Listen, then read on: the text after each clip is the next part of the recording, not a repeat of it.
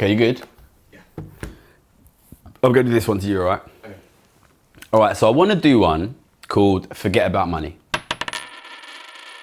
Really, the idea behind this is people, when they think about the economy, they very often tend to think about it in terms of money, and it stops them from really understanding how the economy works and understanding that really the economy is about real things, real resources, real people doing real work. And I call this like money obsession or money centricness. And you see this everywhere, and it's not just from ordinary people, you also see this from economists. So a good example of this is when we had the 2008 financial crisis, that led to a massive upward redistribution of wealth. And how did we deal with it?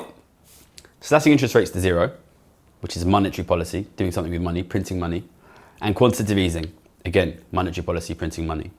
COVID, massive economic crisis, massive upward redistribution of wealth. What did we do? Slash rates to zero, quantitative easing, print money, print money. So really, and you know, these are the economists that run our countries, they run our economies. When there are crises, even crises that involve massive redistribution of real resources, they focus on money-centric solutions, and they totally ignore what has happened with real resources. And then, you know, we can obviously see now that the way that those two crises were managed has led to falling living standards.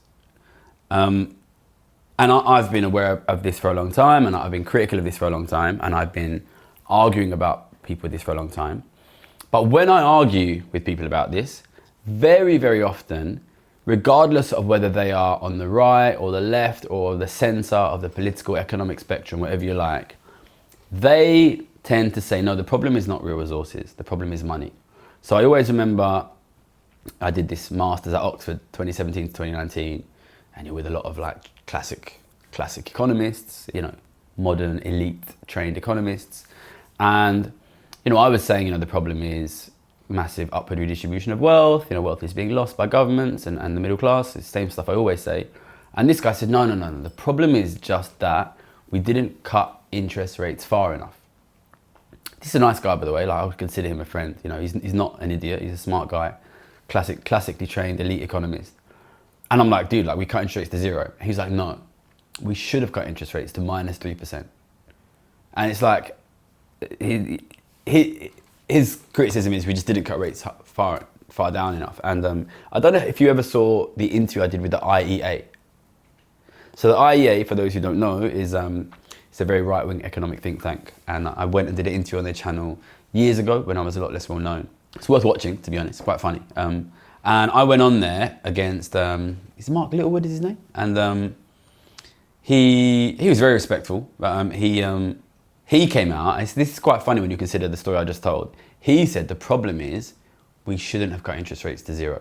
We should have kept them at 3-4%. So, and you know, at the time I was there, it was quite funny because we could already see at the time that interest rates were going to come back up, because this was like when inflation was starting to come through. And I was like, dude, you're telling me you think if rates go back to 3-4%, that's going to fix the problem? And he was like, yeah. And I was like, well, you are going to see very shortly that is not going to fix the problem, basically. But I think this is really interesting, right? That you have this economic context in which every problem is dealt with by fiddling around with money, printing money, giving out money, printing out money. And that clearly doesn't work. You know, in the aftermath of 2008, I talk about this a lot, that cutting rates to zero was considered a super unusual, extreme emergency policy. And everybody thought it would have this really powerful economic rebound effect. Same in COVID, by the way, right? So everybody thought these massive moves in money would have these massive real effects. And they just didn't have the effects that were predicted, right?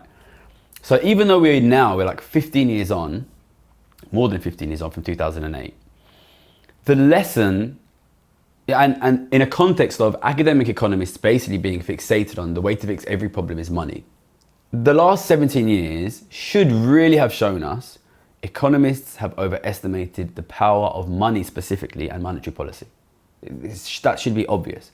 And yet, even within that context, the main criticisms of the policy are not that there was an excessive focus on monetary policy, but on the one side, rates should have been cut further, and on the other side, rates shouldn't have been cut at all. Like there's money centrism from the establishment, which is failing, and there is money centrism from the critics on both sides of the political spectrum. Like it's just an absolute inability to view the fucking real resources. And all the time that is happening, that the establishment and the left and the right are all fixating on money, that wealth distribution is just going out of control. So you'll see like money. No one is looking at real resources, and at the same time, government wealth is fucking collapsing. So like you're just like losing your real resources, and all you're talking about is money. Money. And I'm going to wind in here, like, because I'm trying to get more medieval history into this. Let's put like some bits here. So if people want to skip the medieval history part, there's this idea in like Abrahamic religion, Christianity, Judaism, Islam. It's one of the 10 commandments. You should not worship graven images. And it led to this, which means you shouldn't worship images of God. And it led to this like big discussion of whether you should be allowed to make a statue of God or draw a picture of God. And this is why to this day in Islam, you can't have a picture of God. And there were wars in Greece in the 8th century and 9th century, people like killing each other over whether you should have a picture of God. And it was because, you know, people were worried that if you make a picture of God, people will confuse it for actual God. And I think what you're seeing here is people have confused money for real resources. And I think we live in an age where like money is kind of the new religion, and people confuse money for real resources. And this is like, this confusion really prevents people from seeing the forest in front of their eyes, basically, because all they think about is money and they don't think about real resources. So you see these amazing things happen, which is monetary policy fails to deal with the crisis. Real resource distribution collapses, nobody notices. The best example of this was COVID. So COVID, we knew, and obviously I've talked about this a million times, we knew the government was going to give £1 trillion out, which it did. £1 trillion, fucking lot of money, right? 20 grand per person. US numbers even bigger. And when that happens, when you know tons of money is given out and there's been no change in what's happened to real resources, you should know distribution is going to change, probably inflation crisis, probably a big increase in asset prices. It should be obvious, right? Because you printed tons of money, you haven't done anything to real resources. But what was the media actually saying? The media was saying, oh my God, people have got so much money now. We're going to have such an economic boom when we reopen. Like, how idiotic is that? Like, but this is like, it's like you must have had this conversation when you were a kid at some point where you or somebody says, hey, like, why don't we just make more money? Why don't we just print more money, give everybody more money? Why don't we just do that? Or there's this US film called Idiocracy, where, is it Terry Crews? That like really hench black actor. You know the guy? And he's trying to become president, and he's like, we're gonna be billionaires. And he's just like, we're just gonna give everyone $1 billion. And it's like, it's basically what we did during COVID, right? We print all this money, we give all this money out. Nothing could have been more obvious than there was gonna be an inflation crisis and a massive increase in asset prices. And I made tons of money betting on these things, and I spoke about these things happening. And yet the media narrative at the time was, we're just gonna have an economic boom because everybody's got so much money. And that is, again, just like this really idiotic money obsession. And it always reminds me of this understanding that they had in medieval Europe, which is if you make pictures of God, people are going to confuse it for actual God. You know, money is not, and I've said it before, money is not real resources. Money is not real resources. But this confusion between money and real resources causes so many problems. And it's connected to the current, I believe, quite naive Labour economic policy of just build, grow. And this idea is kind of based, and they're even trying to do things like they're trying to convince ordinary people to not hold their savings in cash, but to buy stocks and shares. And they think that's going to grow the economy. Like I can't explain to you how idiotic this is, right? Like, if you think that the only thing that matters is money, then what you see is, oh my God, people that just have money sitting in their accounts. It's just being wasted. Like, let's get them to invest the money and the economy is going to grow, right? Money is just a system of, it's a spreadsheet. Like, it balances. It has, some people are in credit, some people are in debt. It has to balance out. If people want to know about that, we can put in the description our videos on money and our videos on debt, so people can understand that. Like, obviously, when the government printed and gave out money, people would accumulate money. That doesn't mean that you can just suddenly have a load of investment, because if you want actual investment, what you need is to build more real resources, okay? Like, and it's not just about money. You need, and people might have money sitting in their accounts, but there are no unused real resources, okay? We don't live in a world now where there's like 1 million guys who are unemployed and there's like a huge, like, land out there. Like, there are times in history where you kind of have unused resources. Like, the best example probably is like the US, the European colonization of the US, okay? So obviously there were Native Americans in the US, but the Native Americans were like basically driven out. They were like, there was basically a genocide, they were all killed, and then you end up with like almost this empty land, and then you have, you know, a lot of unemployed Europeans, and then it's okay, we take the unemployed people, we send them to America, they expand into this infinite land, and you can just grow and grow and grow. When you have these unused resources, you can just grow like this. But the truth is, we don't have like unused resources. We don't have loads of people who don't have jobs, you know. All of the resources are used, right? If you want, for example, to have more houses, then you need to take those resources from somewhere else.